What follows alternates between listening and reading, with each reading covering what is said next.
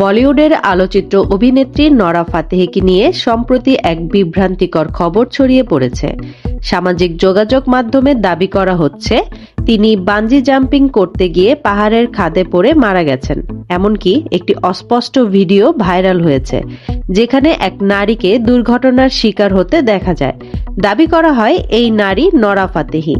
তবে নরার সহযোগী দল থেকে জানানো হয়েছে এটি সম্পূর্ণ ভুয়া খবর। নরা ফাতেহি সম্পূর্ণ সুস্থ আছেন। যে ভিডিওটি ভাইরাল হয়েছে সেটির সঙ্গে নরার কোনো সম্পর্ক নেই।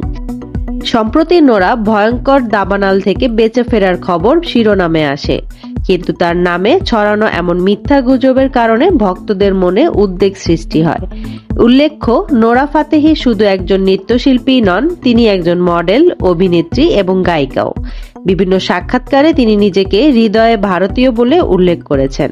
তার বলিউড যাত্রা শুরু হয়েছিল রোয়ার, টাইগার্স অব দ্য সুন্দরবনস চলচ্চিত্র দিয়ে।